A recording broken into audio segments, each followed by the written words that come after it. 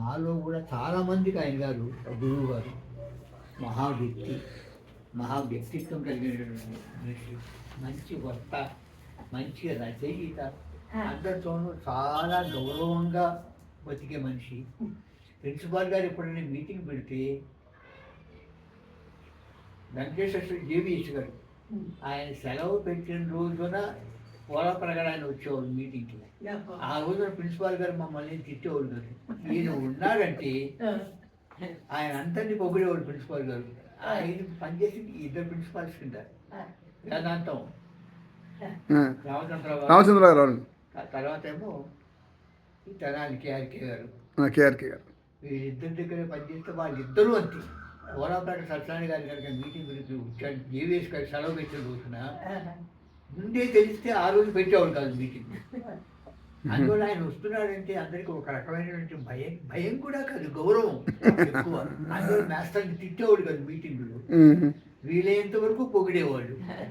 లేకపోతే ఈ ఊరుకోండి వాళ్ళకి తెలుసు తర్వాత ఆయనండి మాట్లాడటం కూడా అంత అందంగా మాట్లాడేవాడు. మరాళం అనేవాడు, మరాళం అనేవాడు. మాకేం అర్థం చేసేది కదా, ఏమిటి ఈ రెండు కాబట్టి అరాళం అంటే నల్లగా ఉప్పుగా ఉండేటువంటి వెంట్రుకలు, దాన్ని అరాళం అంటారు. మరాళం అంటే హంస.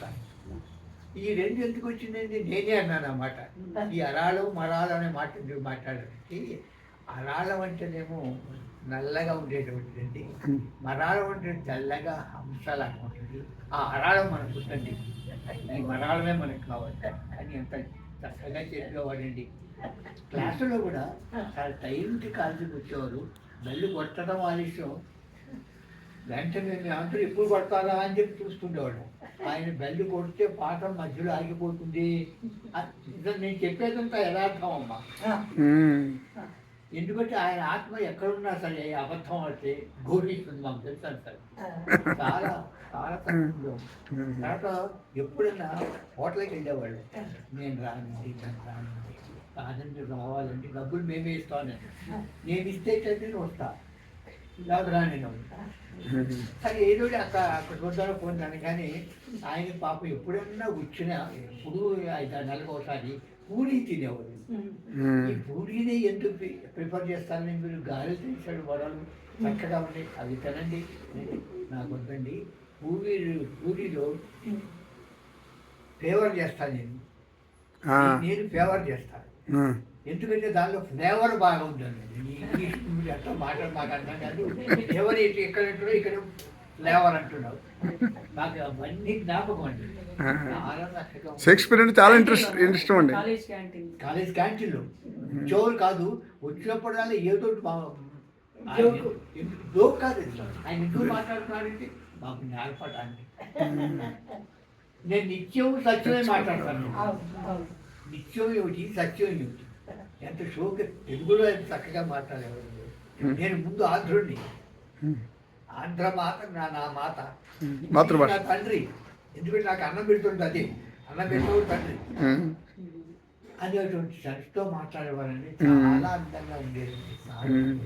తర్వాత కాలేజీ అఫైర్స్ ఏనాడు ఆయన గారు ఇంటర్ఫీర్ కాదా.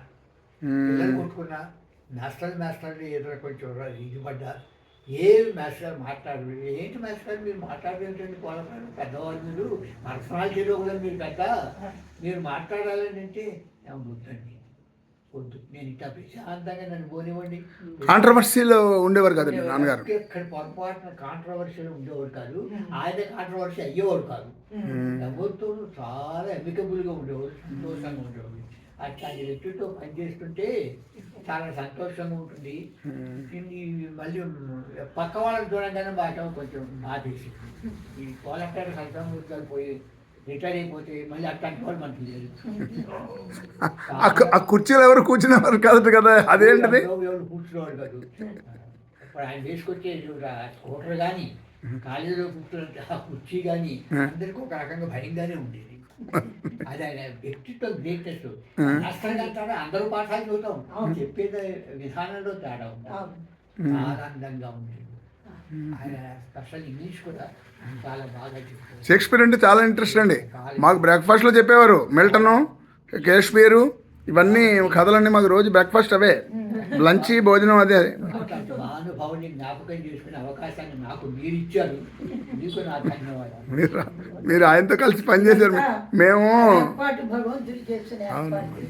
నేను 20 ఏళ్ళు ఫారెన్లో ఉండి మా నాన్నగారు పోయిన తర్వాత వచ్చిందా అనుకున్నాను. ఆ 20 ఏళ్ళు అనవసరంగా ఫారెన్లో ఉన్నాం, ఇక్కడ నుండి ఎక్కువ సేవ స్పెండ్ చేసేవాడిని కదా మా నాన్నగారితో అనుకున్నాను నేను. మేము ఎప్పుడు రోడ్లు తిరిగేవాళ్ళం, ఆయన రోడ్ల మీద ఏనాడు అనవసరంగా కనపడేవారు కాదు, ఎప్పుడు కనపడేవారు. లిస్ట్ ఉండేదండి, ఆ లిస్ట్ ప్రకారం వెళ్ళడం తీసుకురావడం, ఇంకా మళ్ళీ కాళ్ళు తిరగడం లేదు. ఈ పాఠం ఇచ్చికెళ్ళి రాసుకోవడం నిజంగా యథార్థం. నేను చెప్పిందంటే యథార్థం అండి, ఒక్క అక్షరం కూడా ఇందులో కల్పితం లేదు. అందులో ఆ వసంతరావు గారు అప్పుడు, నేను ఇంకా రాజు గారని ఇంగ్లీష్ లెక్చరర్, ఆయన ఇప్పుడు ఆయన శిష్యుల లాంటి భక్తులు. సీతారామయ్య గారు. ఈ రమణారావు గారు కూడా పాపం వచ్చేవారండి.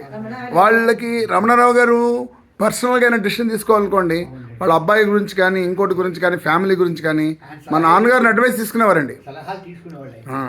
ఆయన మంచి సలహా తీసుకున్నారు. మంచి నాన్నగారు అంటే కూడా గౌరవం ఉండేది ఎక్కువ. అంటే మీరు జేవిఎస్ గారు ఈ ఈ గ్రూప్ వసంతరావు గారు ఈ గ్రూప్ వేరు, ఆ గ్రూప్ వేరు వాళ్ళు. సరే అవునండి, మీరు రావడం బాగుంది. నేను నిజంగా యాక్చువల్గా వస్తానమ్మా, నేను పంచగుట్ట వస్తాను నాన్నగారిని చూడడానికి, అమ్మగారిని చూడడానికి, ఇద్దరు వస్తాను. భగవంతుడు